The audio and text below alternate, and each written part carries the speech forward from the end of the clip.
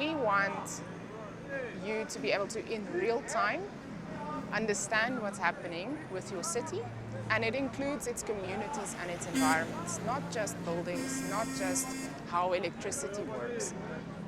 To do that, you need two things. You need a copy of the city in digital format, so it can be a shape of the thing or the description of a pattern or a system. Then you need live information coming from a sensor or from community participation or any other source. And you need to couple those things together so that you have a copy of the city in its digital form, sharing data in real time. And that's what it means to twin.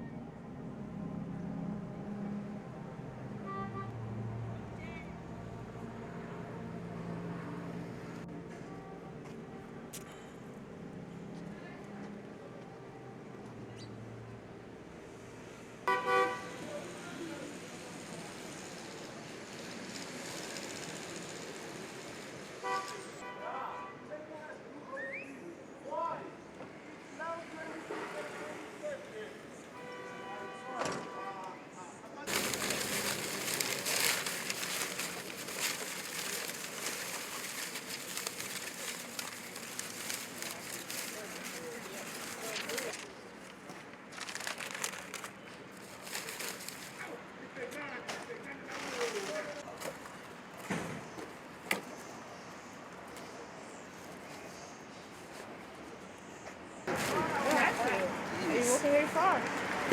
What? Are you walking very far? No. Me, I just work on this area. Okay. Me, when I recycling, I just put the card box, these plastic scoops, and the cans. Separate. But when I go to the scrap, yes, that time I separate. And how do they pay you for this? Does it happen in every bag? No. They're paying, if I scale plastic scoops, they pay me money for plastic scoops, boxes, the white paper. Okay. Sorry, what is your name? Aubrey. Nice to meet you, Aubrey. I'm Calayde. Okay. Yeah.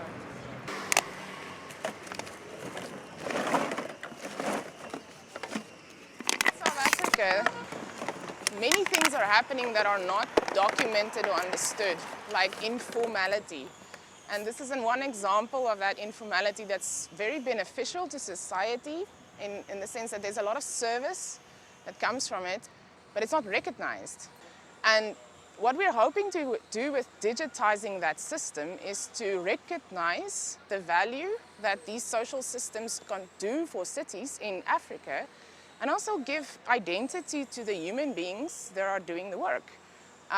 There's so much loss for us if we don't know how to support all stratas of our society, not just the formal communities, the people who are established that have identity, but everyone in the middle and everyone that is forgotten.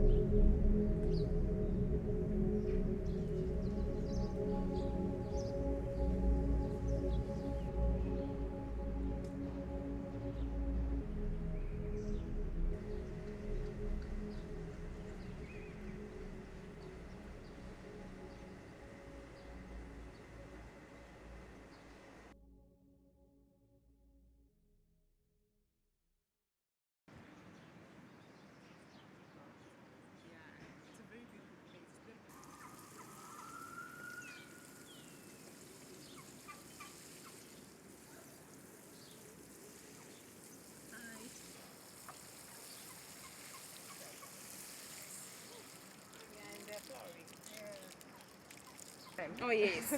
I find that the ones that we bought from a nursery, because with onions as well, we had two different kinds of seedlings. But yeah, let's mulch it because I think I've seen it in my garden. Like if I do wood chips and straw, it changes the game. Can you see this one? Yeah. The smaller one? This guy. Yeah. We bought that one from a nursery. Oh, which one? Which nursery? And the big ones are Plantland. Oh yeah. Yes. Yeah. And the big ones, we got them from the township. Many cities are operating on response. Something happens, it goes wrong, and we respond to it. That is very wasteful because you're always late and for example, a pipe bursts, and that's a very simple example. By the time someone reports the pipe bursting, many hours have gone by, lots of water has been lost, and lots of problems are caused. Then a crew gets issued to fix the thing. They have to find it, which takes more hours. And then eventually they have to fix it, and then they have to report on it. So there's 4 or 5 steps that work linearly, and they all depend on response, a philosophy of response. But if you have a digital copy as well that is living in parallel with the real world, when that pipe bursts, we know immediately. We also know exactly where it is. We also know exactly what kind of thing happened that went wrong, and we can instantaneously respond. So many hours of water is not wasted. Lots of human hours is not wasted. And because it's digital already, we don't have to report. That whole step can be eliminated. We just have to do the thing that matters, which is fix the pipe. But with twinning, because we have a copy of that physical thing in digital form at the same time, we have a holistic approach. We have a holistic view, not just of the pipe, but everything around the pipe, and how the bursting of the pipe could affect traffic, how the bursting of a pipe could affect a homeless person nearby, how the bursting of the pipe could affect human decisions. So it shifts the conversation from having one-dimensional responses to systems approaches for a problem and holistic approaches to fix that problem. It matters to us that everyone in society knows how to do this. So in that way, it doesn't matter if I'm the only person who can twin something, and then I have to educate people, and it is a linear thinking again of it takes too long to educate that way. But if we flip it around and we say we start with everyone's engagement, everyone learns how to do this in every different level of skill, not just the expert, that changes the game, because the change we need to make is societal. It's not about the product. It's about how are we as a society learning to change complex systems like cities and environments. And we all have to do it. And that's why we're taking a bottom-up educational approach, not just a product that is a copy of a city from an expert's perspective. One example, now I'm going to call it mobile banking. And mobile banking was developed because of a problem of getting to the bank from a great group of society. It wasn't developed because it was easier to have an app. It was the distance to the bank was the actual human need. And Africa leapfrogged that because they eliminated the problem through technology. And they developed mobile banking to help cell phones connect to what matters to transact quicker. And this happened at the bottom of the societal pyramid. So the same thing applies to washing machine. Once we developed washing machine, we allowed half of our population to participate in society completely differently. So I think Africa is curious, and Africa is ready to take technology on, and we have lots of examples where we've done that. The other thing is Africa's young, right? The average American and the average European is 40 to 45 years of age profile. The average African, and including me in this entire demographic and all my colleagues, is 19. So by the time we're at 2100 years, 50, 60 years from now, 40% of the planet is going to be African, and we're going to be young. So the learning curve there is very different than the history we think of with technology in other places. And that's the exciting thing. If you talk to everyone around you in the city, everyone has technological competence, even if it's immature or very mature. So I don't think it's a barrier to say we are not ready for understanding technology. We've already done it. It's new kinds of ways of working with technology.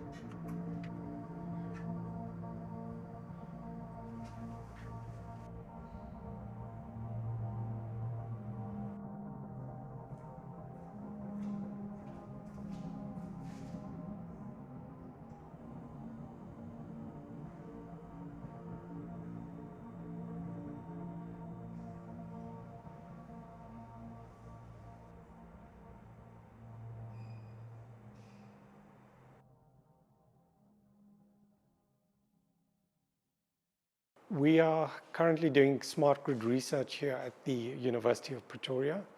I think in order to understand smart grids, we need to understand what a dumb grid is, or a standard grid.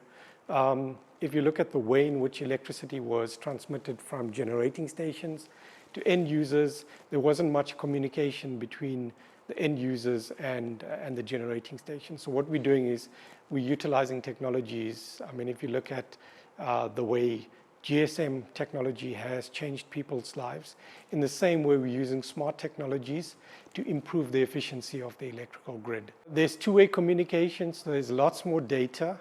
Data is flowing from the end users to the power generating stations, and from the generating stations down to end users.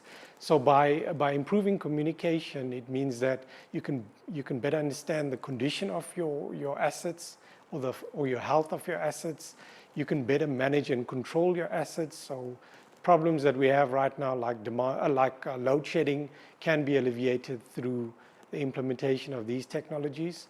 By being able to communicate, for example, with your geyser in your house, and being able to tell it when to switch off and on, that has a huge impact on the power grid itself. So you can manage demand on the power grid, but at the same time, if you can intelligently manage the health of your various loads. So there's a benefit to the end user, and there's a benefit to the utility power generating stations. In South Africa, we're not able to supply enough electricity that's demanded by end users, and we also don't have any control over the end users' loads. So when you do have a situation like a power generating station being out of service, it puts an impact and a strain on the grid. So your difference between supply and demand becomes very small. Your reserve margin that we're operating on becomes extremely small, and that creates instability on the power system network. When we have instability, the only way in which we can create stability again is by dropping load or demand. There's three key loads in a typical house, and that is your hot water heating, so that's your geysers. In some installations, they have pool pumps that they have to control, and then stoves. So by implementing, let's say, a smart meter with dynamic load control at those key loads, it means that, and we're able to switch it off on demand, it means that we can drop those loads, the biggest consumers of power, but at the same time keep the rest of the house on. So you would have lights within your house, you would be able to use your TV, your internet, and it will be so it will be a very slight inconvenience for the end consumer, but it will alleviate some of the stresses that they currently have due to load shedding.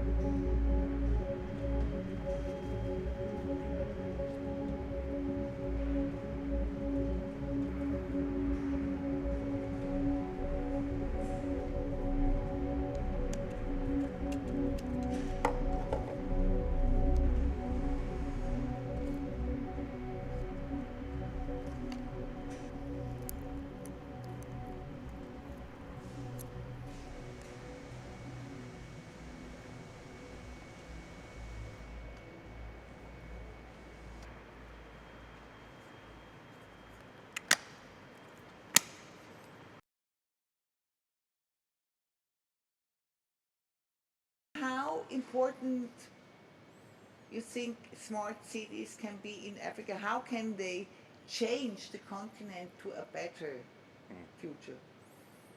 I think it provides people with better social services. If we look at things like smart traffic lights, we can improve the utilization of our infrastructure, for example, reduce traffic congestion, help provide people with better transportation. And we're seeing the proliferation of these technologies and sensors more and more, and here at the university where we do a lot of research on that.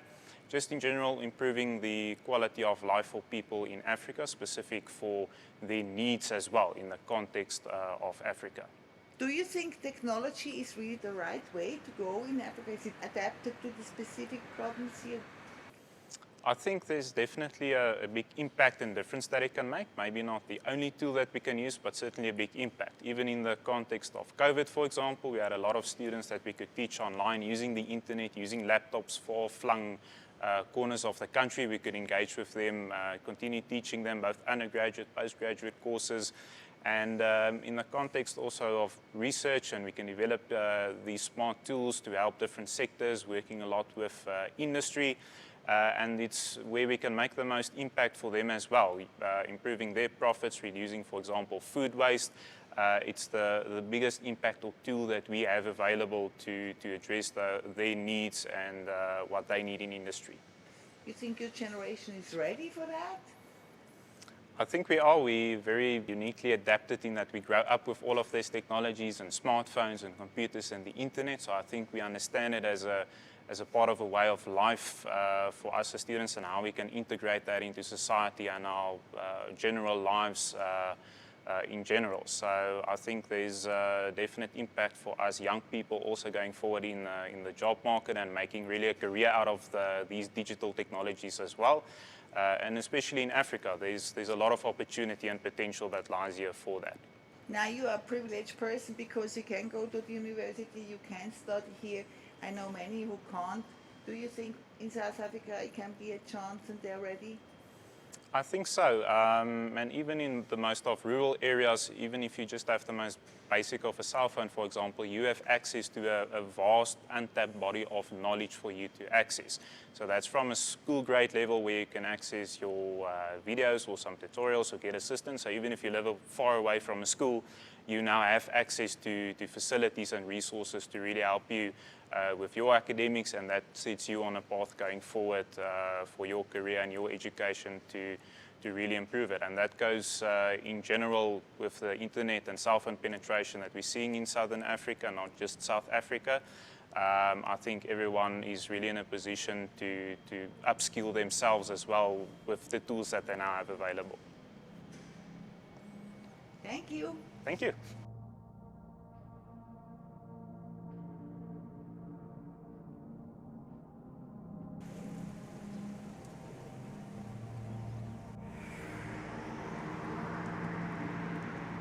The ultimate dream is to have a closer relationship between our environments and what we do to them and what they do for us, and have a societal change about how technology can help us take better care of our environments. If we don't take care of our cities and its environments and its communities, we cannot achieve the bigger issues that is coming our way. Cities occupy 3% of the planet's surface. They're responsible for 75% of the problems. Cities is the only future we have that we can make a difference in. And with this twinning approach, which is holistic and not just one siloed dimension at a time, we can really say, how are we in real time responding to the issues that matter with the urgency that we need to make the change?